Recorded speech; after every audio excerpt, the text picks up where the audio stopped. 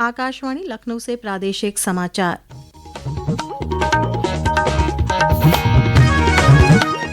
पहले मुख्य समाचार। राष्ट्रपति द्रौपदी मुर्मू ने संसद के दोनों सदनों की संयुक्त बैठक को किया संबोधित। कहा, सरकार पेपर लीक की घटनाओं की जांच करने और दोषियों को दंडित करने के लिए है प्रतिबद्ध। मुख्यमंत्री योगी आदित्यनाथ ने आज अंतर्राष्ट्रीय एमएसएमई दिवस पर एमएसएमई इकाइयों के लिए 20,000 करोड़ रुपए के ऋण वितरण कार्यक्रम का किया शुभारंभ। मुख्यमंत्री ने आज नई एक्सप्रेस वे परियोजनाओं, औद्योगिक कॉरिडोर और डिफेंस कॉरिडोर की प्रगति परखी। कहा, बेहतर कनेक्टिविटी के लिए एक्सप्रेस वे को विस्तार देना आवश्यक। और गौतम बुद्ध नगर में इंटरनेशनल फिल्म सिटी के निर्माण के लिए आज रियायत समझौते पर हुए दस्तखत। पहले चरण में 230 एकड़ जमीन पर होगा निर्माण।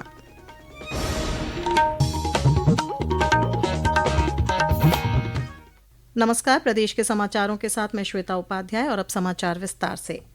राष्ट्रपति द्रौपदी मुर्मू ने आज संसद के दोनों सदनों की संयुक्त बैठक को संबोधित करते हुए कहा कि सरकार पेपर लीक की निष्पक्ष जांच और दोषियों के लिए कड़ी सजा सुनिश्चित करने के लिए प्रतिबद्ध है। उन्होंने कहा कि सरकार परीक्षा संबंधित निकायों, उनके कामकाज और परीक्षा प्रक्रिया के सभी पहलुओं में बड़े सुधारों की दिशा में काम कर रही है। राष्ट्रपति ने कहा कि चाहे प्रतियोगी परीक्षाएं हों या सरकारी भर्ती की प्रक्रिया, सभी में पूरी पारदर्शिता और ईमानदारी की आवश्यकता है। हाल ही में कुछ परीक्षाओं में हुई पेपर लीक की घटनाओं की निष्पक्ष जांच और दोषियों को कड़ी से कड़ी सजा दिलवाने के लिए मेरी सरकार प्रतिबद्ध है। इससे पहले भी हमने देखा है कि कई राज्यों में पेपर लीक की घटनाएं होती रही है। इस पर दलीय राजनीति से ऊपर उठकर देशव्यापी ठोस उपाय करने की जरूरत है। संसद ने भी परीक्षा में होने वाली गड़बड़ियों के विरुद्ध एक सख्त कानून बनाया है। राष्ट्रपति ने कहा कि नई सरकार आगामी संसद सत्र में अपना पहला आम बजट पेश करने जा रही है। यह उसकी दूरगामी नीतियों और भविष्यवादी दृष्टिकोण का एक प्रभावी दस्तावेज होगा और सुधारों को तेजी से आगे बढ़ाया जाएगा। अर्थव्यवस्था की मजबूती पर राष्ट्रपति मुर्मू ने कहा कि केंद्र विनिर्माण, सेवाओं और कृषि को समान महत्व दे रहा है। मुख्यमंत्री योगी आदित्यनाथ ने आज लखनऊ में अंतर्राष्ट्रीय एमएसएमई दिवस पर एमएसएमई इकाइयों को बैंकों द्वारा 20,000 करोड़ रुपए के ऋण वितरण कार्यक्रम का शुभारंभ किया। इस मौके पर मुख्यमंत्री ने विभिन्न योजनाओं के लाभार्थियों को ऋण वितरित किया। साथ ही विश्वकर्मा श्रम सम्मान योजना ओडीओपी के लाभार्थियों को टूल किट भी बांटी। इस मौके पर मुख्यमंत्री ने कहा कि एमएसएमई सेक्टर उत्तर प्रदेश में तेजी से उभरता हुआ क्षेत्र है। एमएसएमई सेक्टर उत्तर प्रदेश के अंदर तेजी के साथ एक उभरता हुआ क्षेत्र है। 2017 के बाद से सरकार ने समय समय पर जो कार्य प्रारंभ किए, अपनी परंपरागत उत्पाद को, यहाँ के हस्तशिल्पी और कारीगरों की उस हुनर को न केवल देश के अंदर बल्कि दुनिया के अंदर एक मंच प्रदान करने के लिए जो प्रयास प्रारंभ हुए, आज वन डिस्ट्रिक्ट वन प्रोडक्ट के माध्यम से, विश्वकर्मा श्रम सम्मान योजना के माध्यम से, अनेक योजनाओं के माध्यम से, इंटरनेशनल ट्रेड शो के माध्यम से उत्तर प्रदेश के उत्पाद को शोकेसिंग करने का भी एक अवसर इस दौरान हम सबको प्राप्त हुआ। मुख्यमंत्री योगी आदित्यनाथ ने आज एक बैठक में प्रदेश में निर्माणाधीन एवं नवीन एक्सप्रेसवे परियोजनाओं और औद्योगिक कॉरिडोर और डिफेंस कॉरिडोर के विकास की प्रगति की समीक्षा की। मुख्यमंत्री ने कहा कि प्रधानमंत्री के मार्गदर्शन में बीते 7 वर्ष में प्रदेश में रोड इंफ्रास्ट्रक्चर के क्षेत्र में अभूतपूर्व काम हुआ है। 2017 तक मात्र 2 एक्सप्रेसवे वाले इस प्रदेश में आज 6 एक्सप्रेसवे हैं। राष्ट्रीय राजमार्ग बीते 7 वर्ष में लगभग दोगुने हो गए हैं। आज उत्तर प्रदेश को एक्सप्रेस वे प्रदेश के रूप में नई पहचान मिल रही है। मुख्यमंत्री ने कहा कि बेहतर कनेक्टिविटी के लिए एक्सप्रेस वे कवरेज को और विस्तार देने की आवश्यकता है। जेवर में विश्व स्तरीय एयरपोर्ट बन रहा है, इसे एक्सप्रेस वे से जोड़ा जाना चाहिए। इसके लिए गंगा एक्सप्रेस वे से जेवर एयरपोर्ट तक लिंक एक्सप्रेस वे का निर्माण कराना उचित होगा।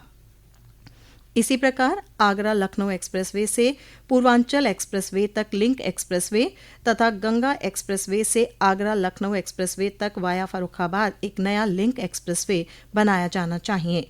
चित्रकूट लिंक एक्सप्रेसवे के साथ साथ यह 3 नए एक्सप्रेसवे प्रदेश की तरक्की को गति देने वाले होंगे। इस संबंध में प्रारंभिक अध्ययन कर विस्तृत रिपोर्ट तैयार की जाए। मुख्यमंत्री योगी आदित्यनाथ ने आज लखनऊ में यूपी 112 द्वितीय चरण के तहत उच्चीकृत पीआरवी का फ्लैग ऑफ किया। साथ ही पुलिस कर्मियों को वातानुकूलित हेलमेट वितरित किए। इस मौके पर मुख्यमंत्री ने कहा कि यह कार्यक्रम स्मार्ट पुलिसिंग की 7 वर्ष की प्रक्रिया को नई ऊंचाई पर पहुंचाने का अभियान है। उन्होंने कहा कि कानून का राज सुशासन की पहली शर्त है। इसके लिए सुरक्षा और संरक्षा का बेहतर वातावरण होना चाहिए। पिछले 7 वर्ष के अंदर उत्तर प्रदेश पुलिस ने देश के अंदर न केवल अपनी नई पहचान बनाई है, बल्कि प्रदेश को भी नई पहचान दिलाने में बड़ी भूमिका निभाई है। यह समाचार आप आकाशवाणी लखनऊ से सुन रहे हैं। उत्तर प्रदेश पुलिस के महानिदेशक प्रशांत कुमार ने कहा कि नए आपराधिक कानून ब्रिटिश काल से चले आ रहे कानूनों की जगह लेंगे, जिससे देश की न्याय प्रक्रिया और मजबूत बनेगी। नए कानून 1 जुलाई से लागू होंगे और उससे पहले प्रदेश में सारी तैयारी पूरी कर ली गई हैं। श्री कुमार ने यह बातें आज गृह मंत्रालय, सूचना प्रसारण मंत्रालय और उत्तर प्रदेश पुलिस के संयुक्त तत्वावधान में पीआईबी द्वारा आयोजित वार्तालाप कार्यक्रम में कहीं। श्री कुमार ने कहा कि प्रदेश में नए कानूनों का सही तरीके से अनुपालन हो सके, इसके लिए अधिकारियों का प्रशिक्षण 100% पूरा कर लिया गया है। इस मौके पर डीजी प्रशिक्षण तिलोत्तमा वर्मा और एडीजी पीआईबी लखनऊ विजय कुमार मौजूद रहे। कार्यक्रम में एडीजी प्रशिक्षण सुनील कुमार ने कानूनों में किए गए बड़े परिवर्तनों के बारे में जानकारी दी। श्री कुमार ने बताया कि नए कानूनों में एसिड हमलों में कम से कम 10 वर्ष से आजीवन कारावास तक की सजा और जुर्माने का प्रावधान है। इसके अलावा भारतीय कानून प्रणाली में छोटे अपराधों में सामुदायिक सेवा के माध्यम से न्याय का कदम शामिल है। नीट पेपर लीक मामले की जांच के लिए केंद्रीय अन्वेषण ब्यूरो सीबीआई ने आज पटना से मनीष प्रकाश और आशुतोष को गिरफ्तार किया। मनीष प्रकाश छात्रों को अपनी गाड़ी में लाने और ले जाने का काम करता था, जबकि आशुतोष के घर में छात्रों को ठहराया जाता था। दोनों को कोर्ट में पेश कर दिया गया है। इसके अलावा सीबीआई ने कल झारखंड के हजारीबाग स्थित ओएसिस स्कूल के प्राचार्य से पूछताछ की। इसके बाद आगे की पूछताछ के लिए सीबीआई उन्हें अपने साथ ले गई। प्राचार्य नीट परीक्षा के लिए हजारीबाग शहर के स्कूलों के समन्वयक थे। सीबीआई टीम ने state bank of India SBI Hazaribagh की शाखा के अधिकारियों से भी पूछताछ की, जहां प्रश्न पत्र रखे गए थे। बिहार की आर्थिक अपराध इकाई ईओयू ने पहले कहा था कि पटना के खेमनीचक प्ले स्कूल से आंशिक रूप से जला हुआ प्रश्न पत्र जब्त किया गया था। गौतम बुद्ध नगर में इंटरनेशनल फिल्म सिटी के निर्माण के लिए फिल्म निर्माता बोनी कपूर और बेव्यू भूटानी ने आज यमुना एक्सप्रेसवे औद्योगिक विकास प्राधिकरण के साथ एक रियायत समझौते पर दस्तखत किए। यमुना एक्सप्रेसवे औद्योगिक विकास प्राधिकरण के सीईओ डॉक्टर अरुणवीर सिंह ने बताया कि यमुना एक्सप्रेसवे के सेक्टर 21 में 1000 एकड़ में फैली फिल्म सिटी का पहला चरण शुरू होने जा रहा है। इसमें प्रथम चरण में 230 एकड़ जमीन पर फिल्म सिटी का निर्माण किया जाएगा। इसके निर्माण की लगभग लागत 1510 करोड़ रुपए आएगी। पेश है हमारे प्रतिनिधि की रिपोर्ट। बोनी कपूर और फिल्म सिटी निर्माण कंपनी भूटानी ग्रुप अगले 6 माह में फिल्म का निर्माण कार्य शुरू कर देगी। विश्व स्तरीय फिल्म सिटी बनाने के लिए निर्माता कंपनी दुनिया भर के फिल्म सिटी से तकनीकी सहायता भी ले रही है। यह फिल्म सिटी विश्व स्तरीय सुविधा से लैस होगा। अब युवा टैलेंट को मुंबई में नहीं भटकना होगा। यहाँ पर फिल्म उद्योग से जुड़े रोजगार के साधन बढ़ेंगे। विशालधर दुबे, आकाशवाणी समाचार, गौतम बुद्ध नगर।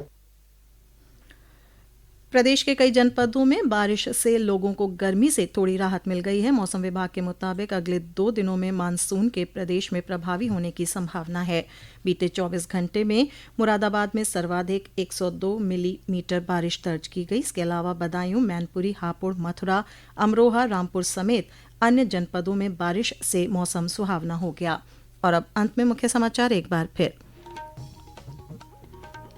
राष्ट्रपति द्रौपदी मुर्मू ने संसद के दोनों सदनों की संयुक्त बैठक को किया संबोधित। कहा, सरकार पेपर लीक की घटनाओं की जांच करने और दोषियों को दंडित करने के लिए है प्रतिबद्ध। मुख्यमंत्री योगी आदित्यनाथ ने आज अंतर्राष्ट्रीय एमएसएमई दिवस पर एमएसएमई इकाइयों के लिए 20,000 करोड़ रुपए के ऋण वितरण कार्यक्रम का किया शुभारंभ। मुख्यमंत्री ने आज नई एक्सप्रेसवे परियोजनाओं, औद्योगिक कॉरिडोर और डिफेंस कॉरिडोर की प्रगति परखी। कहा, बेहतर कनेक्टिविटी के लिए एक्सप्रेसवे को विस्तार देना आवश्यक। और गौतम बुद्ध नगर में इंटरनेशनल फिल्म सिटी के निर्माण के लिए आज रियायत समझौते पर हुए दस्तखत। पहले चरण में 230 एकड़ जमीन पर होगा निर्माण। इसी के साथ ये समाचार बुलेटिन समाप्त हुआ। नमस्कार।